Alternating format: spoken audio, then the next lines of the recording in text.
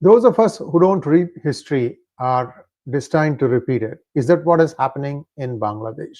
What we are seeing now play out seems eerily reminiscent of what played out in 1971. And in that time and now, the administration in the United States turned a blind eye. And I'm going to show you by way of references and a narrative what really happened in 1971 and how I see dire parallels to what is playing out today in Bangladesh. Is HinduDesh the only way out? Well, we will discuss that. I'm very happy to see that the word HinduDesh is now beginning to get traction. Many channels are starting to use it.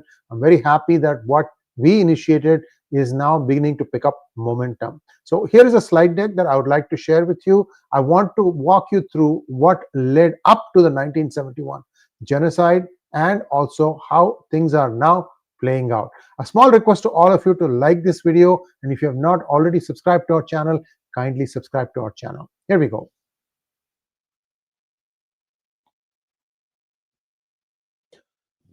Calls are increasing for a separate Hindu Desh. Following the arrest of the ex-ISKCON leader, the calls have started raising now. I've already played a couple of videos where members of parliament in the United Kingdom, as well as many top leaders in the United States, have openly expressed concerns about what is happening to Hindus in Bangladesh. While this so-called the so-called Yunus seem to be acting similar now. Is just seems powerless, and I don't know if he even knows how to govern. You take a banker, give him a Nobel Prize, and then put him in a place of power and say that we will back you, only you back out, and somebody else starts filling in the vacuum. Is that what is happening in Bangladesh? Here we look at what is going on. Initially, it started out saying that Sheikh Hasina government was corrupt and that she had essentially done something wrong.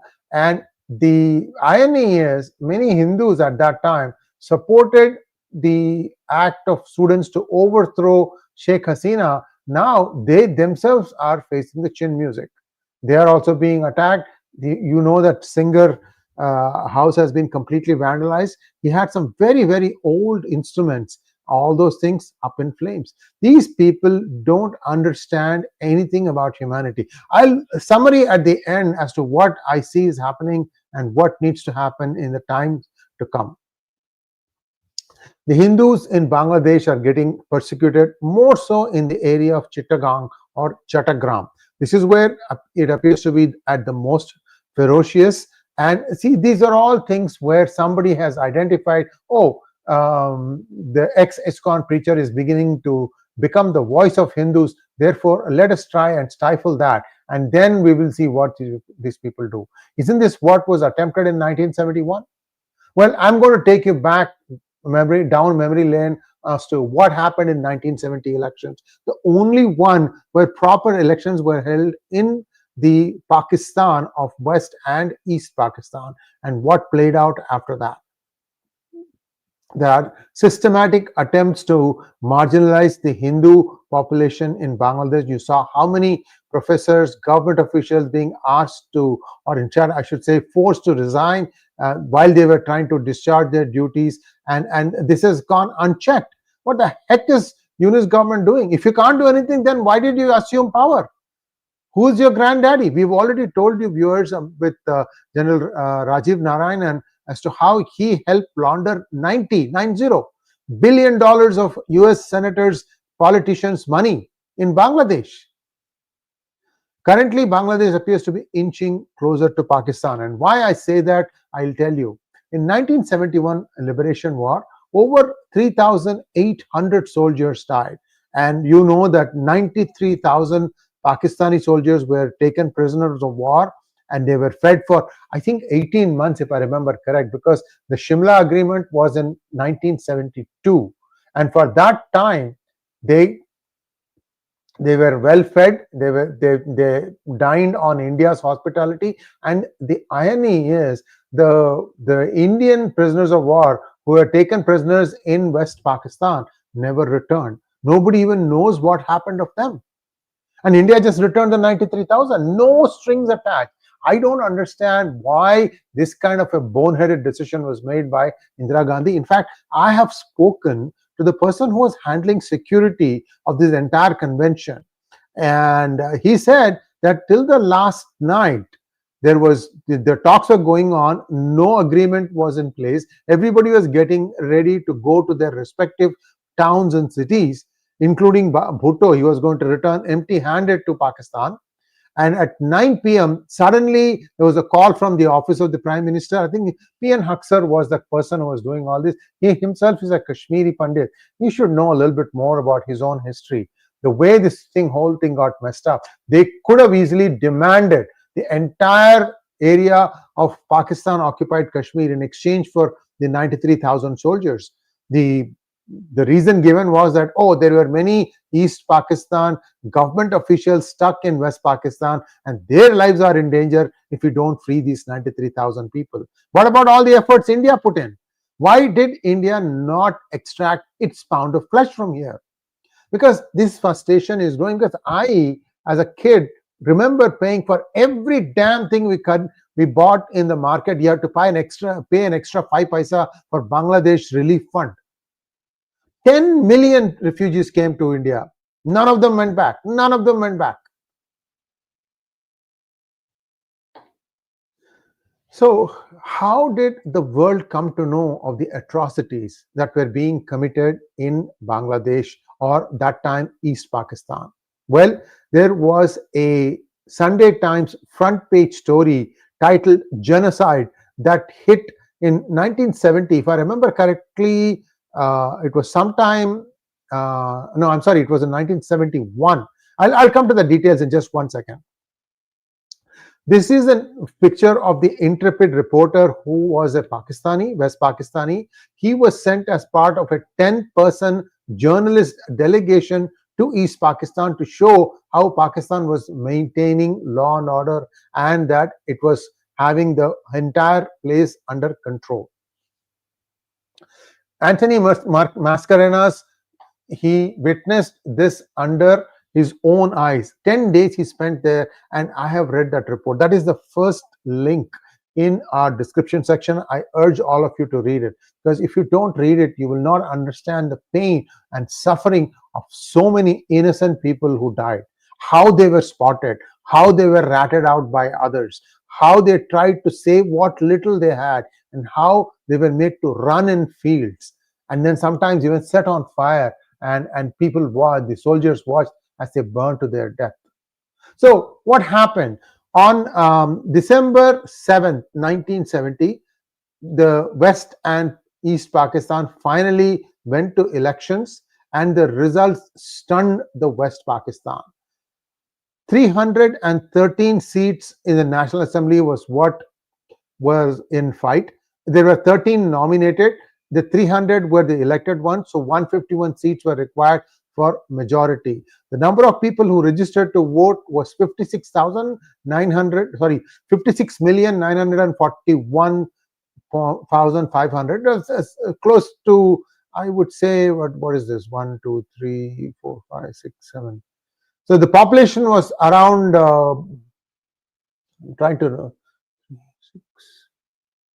6 crores. 6 crores were the electorate in 1970, I should say, and about 57.96% was the turnout. For Sheikh Mujibur Rahman, he swept the elections in East Pakistan, and he ended up with 167 seats. He was the face of the Awami League, and the amount of votes they got was about 13 million or 1.3 crore, and the percentage, as a percentage, came to about 39%. And the Pakistani People's Party, that was led by Zulfikar Ali Bhutto, was they won only 86 seats. And this was the crux of the problem, because the West Pakistan, that is Yahya Khan and Bhutto, they were not willing to accept Sheikh Mujibur Rahman as their prime minister. It's as simple as that. Some of the wording here is so weird. I'm telling you, these people are lost their mind. And because what is happening is, much of this history is being sanitized, everything getting wiped out on on the web. So people think as if nothing happened. That tells you that somebody that worked diligently erasing the horrible role of the Pakistani army in East Pakistan, which is why I'm doing this thing bit by bit, brick by brick, explaining to you what really happened. So because they won 167 seats, the 7 were nominated seats. All of them, of course, also were won by Awami League. The other 6 were for the West Pakistan. So it was expected that Sheikh Mujibur Rahman would form the government. But the military ruler Yahya Khan refused to hand power over. That escalated tensions. Then Rahman was arrested, and this basically dashed hopes of a democratic transition. Zulfikar Ali Bhutto, which came second, supported Khan's crackdown in East Pakistan. Basically, they felt that the West was superior. These people hated the fact that the East Pakistan or East Pakistanis were refusing to accept Urdu as their official language. They had more pride in their language, Bengali, and this infuriated the West, which felt that they were members of a martial race, a term used by the British to try and keep them feel as if these guys were special. I mean, some of the Sikhs also had the same thing, that, oh, we are part of a martial race. I mean, you were taller than everybody else. That doesn't mean that you are something special. Everybody's DNA was the same. So all these things are ruses and methods used by the British to try and keep India divided. Unfortunately, many fell for it, hook, line, and sinker.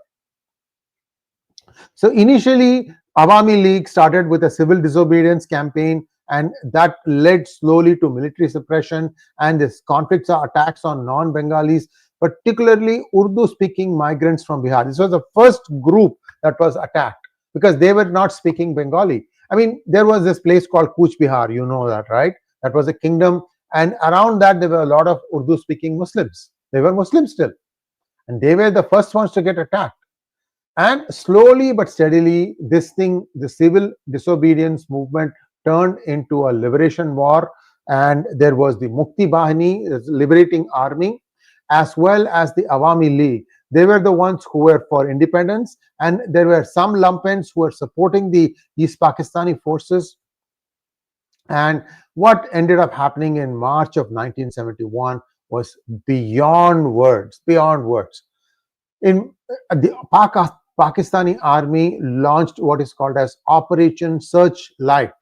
This was done to suppress the mutiny and to try and completely squish out the Awami League, which was the one that was in the front of this agitation. Mukti Bahini was something that was a force, an army that was believed to have been trained by India also to try and stand up to the atrocities of the East Pakistani army.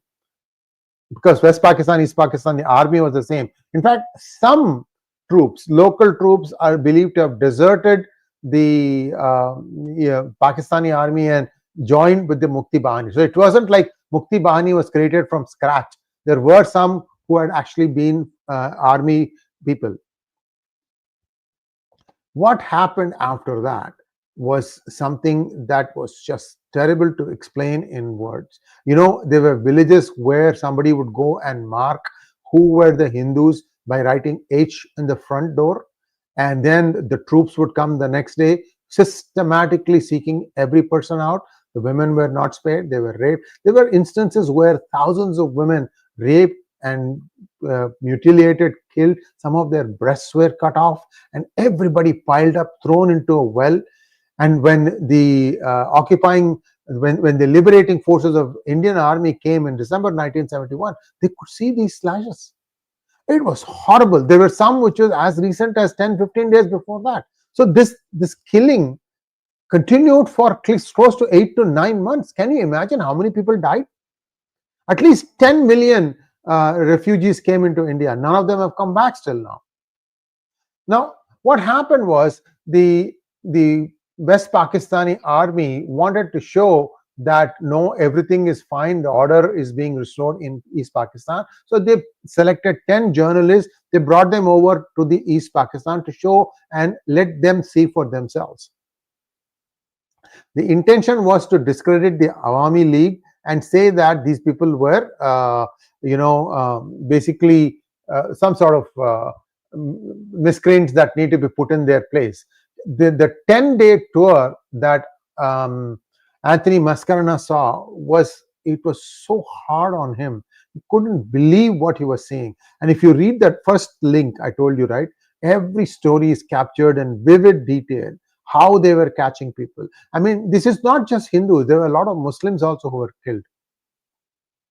And I'll tell you also what happened in the United States Consulate building in Dhaka, and how the Nixon administration completely ignored it. I'll tell you all that also as this thing comes along.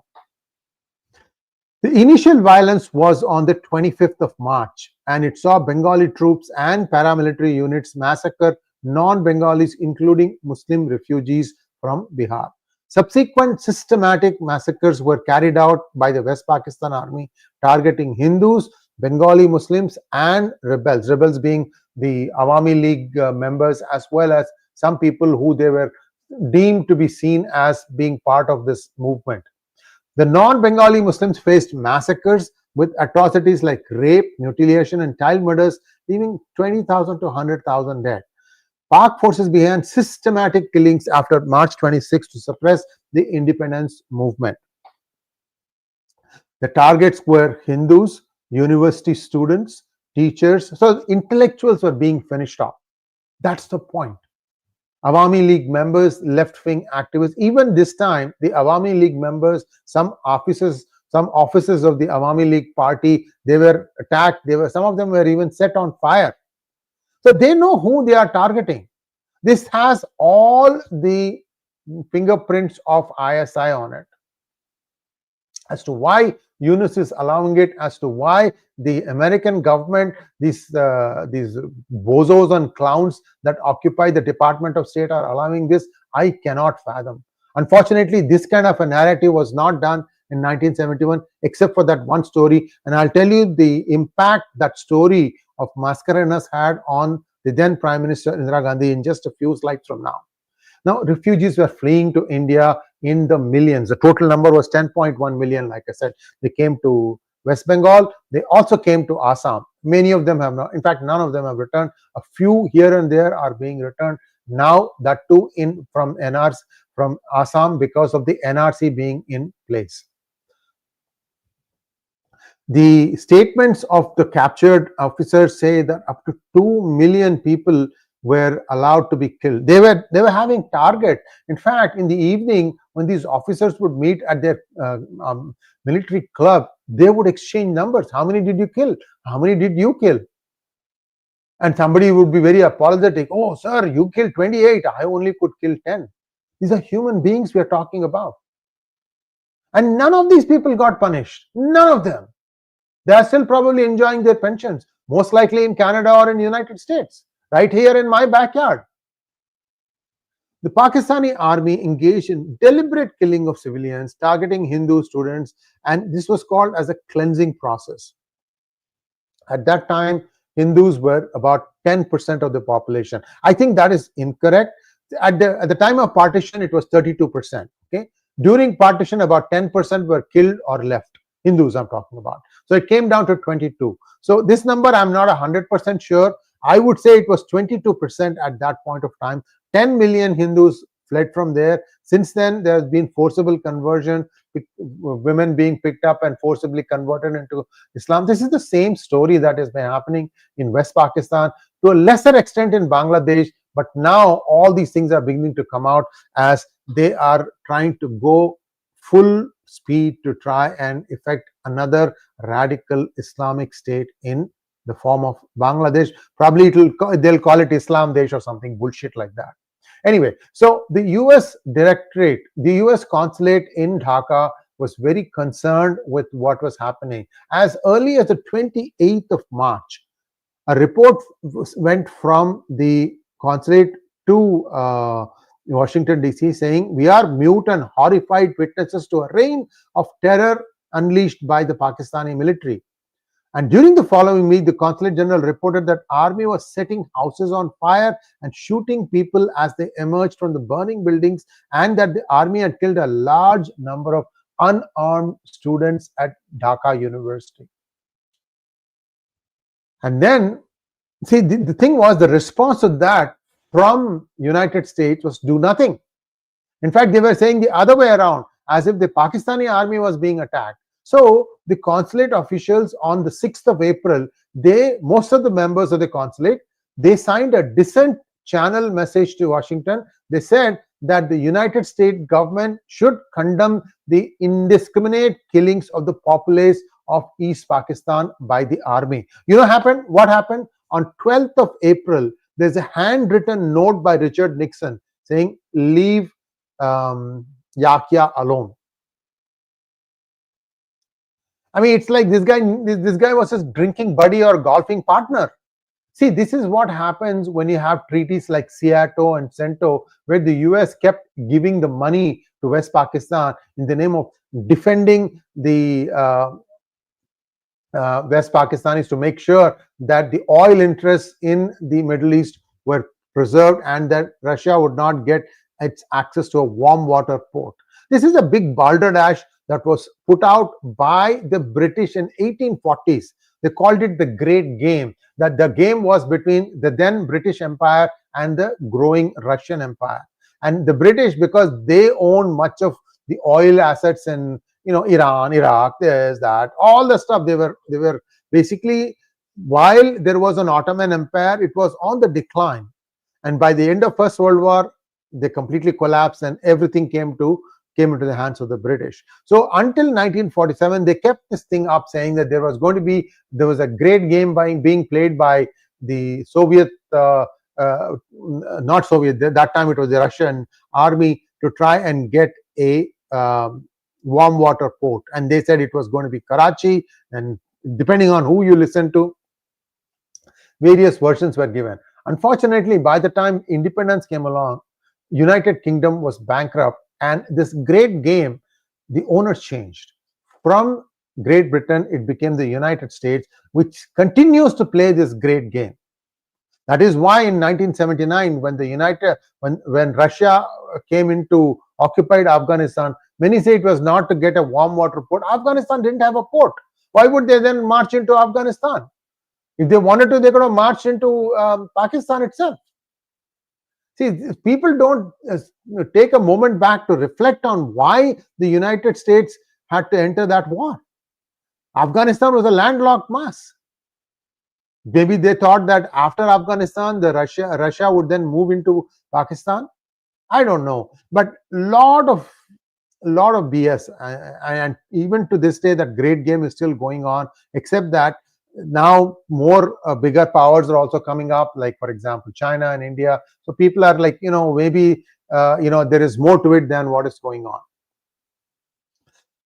Mascarenas recounted officers discussing daily killing, like I told you, right? And the military actions were premeditated. They had lists of individuals marked off for elimination, and many Dhaka neighborhoods which had Hindus. Even today, there are some neighborhoods in Dhaka which have substantial number of Hindus. They were targeted. And fortunately, the other 9 journalists told and wrote what the army told them to do. Only it was Mascarenas who decided to not print anything in West Pakistan, but he managed to escape to London. He also managed to make sure that his family, his wife and his 5 children, they made it into London, to United Kingdom safely. And the day after that is when the story published. If it was not for him, this Roman Catholic from Goa, you would never have known the level of atrocities that were committed. Prime Minister Indira Gandhi was deeply moved by the article, inspiring her diplomatic campaigns in Europe and Moscow to prepare for India's intervention in East Pakistan. At that point of time, India was still not ready. In fact, if you watch some of the interviews with Sam Manekshaw, he recounts how Indira Gandhi in March said, I want you to go into Bangladesh for war. And then he said, well, if I have to do it today, I would need all the trains, because I need to move equipment, men, machines, everything to the border. And are you prepared to not take off all the harvest grains that are just out ready to be transported? Would you be able to give me all the trains? So that paused her, and then he thought maybe she'll ask him to step down and find a more pliant chief of army. But luckily, reason prevailed, and she waited till December, and it's only then that the Indian army moved in. In the meantime, what was Indira Gandhi doing? Between March and December, she was garnering international support for Bangladesh's independence. She secured the Indo-Soviet Treaty of Peace, Friendship and Cooperation in August 1971. That's where she got the thing that the Russians will, the USSR, Soviet, right? Soviet is Soviet Russia, USSR. That USSR would have the back of India in case the United States decides to support East Pakistan. In fact, at that point of time, Pakistan was trying to enable a rapprochement between China and the United States. So it was considered a key player. Maybe that is why Nixon said, "Don't disturb or don't say anything to Yahya Khan at this point of time." So this treaty acted as a deterrent to potential interventions by China and the US. I have a feeling China didn't interfere because there was this general called Bai Ling who was trying to overthrow Mao, and Mao was trying to protect his own throne. And in fact, I think towards somewhere in 1971, I don't remember the exact date, Bai Ling tried to escape to Manchuria no, not Manchuria, Mongolia, I think, and his plane was shot down. And that's when Mao breathed a sigh of relief. But then he didn't last long after that. I think he died in, if I remember correctly, 1976. This was 71, right? So China didn't really, show any signs that it was going to support Pakistan there. Now, the Indian army started providing training, guns, and logistical support to the Mukti Bahini, the Bengali liberation forces. I'm afraid the similar situation is going to happen now if this thing continues, because you're going to start drawing parallels. Now, the Mukti Bahini fighters were allowed to use Indian territory for organizing their resistance against the Pak army. Guess what? Chattogram is very close to the border. The same thing could repeat itself.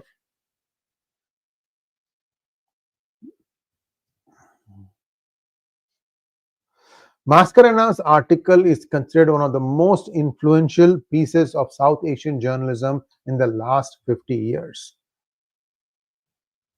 And I told you about how it was published a day after his family relocated safely to London. Needless to say, Pakistan labeled him a traitor and accused him of being an Indian agent while denying the reported atrocities. His article played a crucial role in exposing the genocide to the world, helping Bangladesh gain international support for its independence. In fact, there are a couple of interviews of Mujibur Rahman. He got freed after that and he fled to London. And there are some press conferences of Sheikh Mujibur Rahman in London in YouTube. You can go and take a look at it. And he'll be like having a pipe and he'll be puffing consistently. You can see the nervousness in his face. Is he going to be bumped off in the press conference and so on and so forth? And Mascarenas is hailed for his integrity and courage, ensuring the truth of the genocide reaches the global stage. So now let us fast forward to the present. Why the need for HinduDesh? Today, there are close to 8% Hindus still left in Bangladesh. That constitutes about 13.1 million individuals. The population of Bangladesh is around 175 million or something thereabouts now. So you can do the math. The community has faced challenges, including political marginalization and violence. Show me one Hindu minister in Sheikh Hasina's government. Do you find one? You can find them scattered here and there, but nobody has risen to the position of like a chief justice or a vice chancellor of a university. Nothing of that sort. Active discrimination. And what do the Muslims of India say? Oh, we are being discriminated against. Bullshit. These people have been given horns on their heads and been carried around on pallaki. Time they walk the walk with everybody else. Now, there is this Vested Property Act. This was passed to disenfranchise or grab some of the properties of Hindus in Bangladesh. Do look it up. It's also given as one of the references. So the Hindus are consistently facing active discrimination. So I'm not very I'm not very hopeful that even if Trump comes back and he orders that Sheikh Hasina be reinstated, and US does that too, after having gone into the Pottery Barn store and broken just about every piece of crockery that was there, things won't change for the Hindus. The Hindus are going to continue to suffer, and this is where my fear is. Now the Hindus are beginning to form themselves, organize themselves. They are going to be probably thinking about forming a political party also, and they will start fighting for their rights. In the meantime, my good friend Major General 𝗣𝗲𝗍, GD 𝗣𝗲𝗍, has put this map out as a possible solution for HinduDesh and Bangladesh, and I'm kind of agreeing with this. Also, what needs to happen is, you may not get this thing in the exact same shape and form, but you can see that small tip hanging from Tripura, and from there you can just, I think they will just draw a line to the ocean, so that the Chattogram area will also become part of India. So what will happen is, you'll have two parts, but both will have Indian borders. So it will not be like East Pakistan and West Pakistan. Something like this is going to happen. Whether it's going to happen in the time frame that we are thinking or not, we don't know. But HinduDesh is becoming more and more a reality. I'm going to take a quick look at all the chat messages to see if there are any questions from you folks before we wind this thing down. I'm sorry it took a little longer than I thought, but this story is something that many of us need to be told.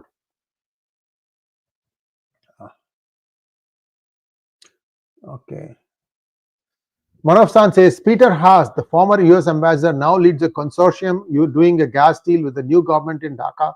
Deep State wants to resurrect the Cold War as much as possible, but time cannot be reversed. Yes, I've seen that. In fact, Electra something, I think it's an energy company, and they are also trying to provide some electricity to them. I don't know where they're going to produce it from.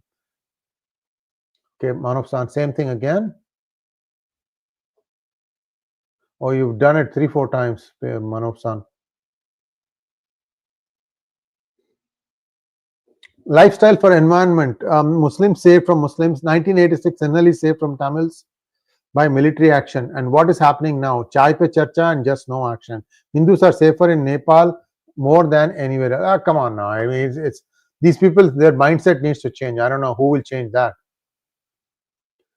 Sunil Nair says, how can someone show so much ingratitude like Bangladeshi Muslims? They were saved from mass murder and rape by Pakistani Punjabis in 1971.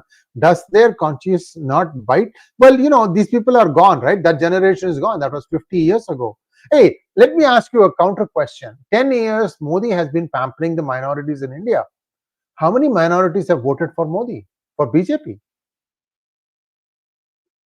Right? So there has been a long-standing brainwashing that has taken place. Many people are not given to original thought. They can't think, they can't think for themselves. They have become slaves to somebody else telling them what needs to be done, especially come election time. This is a huge problem for the populace of India, because they need to be a little bit selfish. What's in it for me? Who can do the best for me? And then vote for that party and that person, not just listen to the local parish, the local padre or local mullah. These people are all, anyway, I don't have a lot of respect for them. Do you see any head pujari in any temple telling you should vote for this person or that person? If the Hindu, the majority there, can stay apolitical, come to temple to pray and go to church to pray and go home, go to a mosque to pray and go home. Why do you want to discuss politics?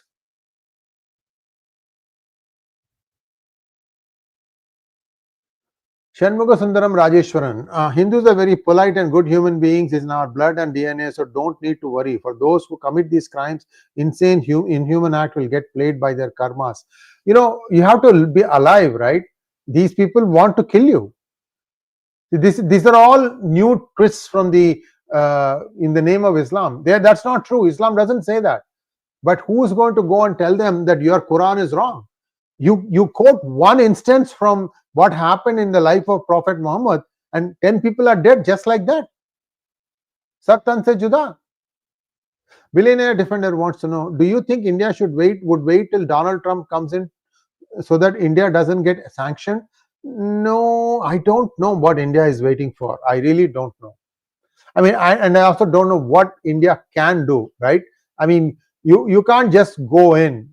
You may be able to do some sort of a counter force, like what happened in Mukti Bahani. Mukti Bahani was created, formed to train to fight the Pakistani forces. In fact, there are accounts in that story by Mascarenas where there are areas where the Pakistani army was afraid to go because the opposition was well entrenched. They would blow up bridges so the Pakistani army couldn't chase them.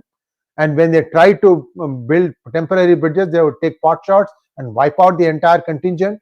A lot of things happened. The counterinsurgency, counter fighting did happen in some places, not all. So, unfortunately, what is this? What is this? Truth Speaker 12. You have become too confident in your ability, forgetting the past. You are just a bunch of cowards. When you face the might of Muslims, Hindus are no match. Oh, another delusional bastard. Okay. All right. So I'm beginning to lose respect. This decline of Islam is very much around the cards, and many of people are just going to just walk away from this barbaric religion. When that's going to happen, when the tipping point is going to be reached, I don't know, but I expect one of these 57 countries to completely go under and change religion. Maybe that will basically open the eyes of many other countries and say, look, this is a no hope religion. I hope that happens, but more importantly, right now, my fears are with the 13.1 million Hindus still living in Bangladesh, and they shouldn't migrate from there. They need to stand and fight there and get their own land. I think that's not something that is going to be happening. I mean, that's not unreal. It is realistic.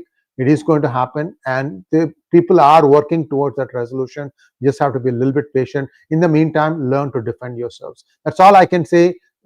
Words, people, many of you may be getting requests to help fund the effort in Bangladesh. You know, relief organizations and things like that. ISKCON itself, ISKCON is still doing a lot of kitchens, and because sometimes they just come and burn your house. What are you going to do? These people are too poor to afford to go and repair it on their own.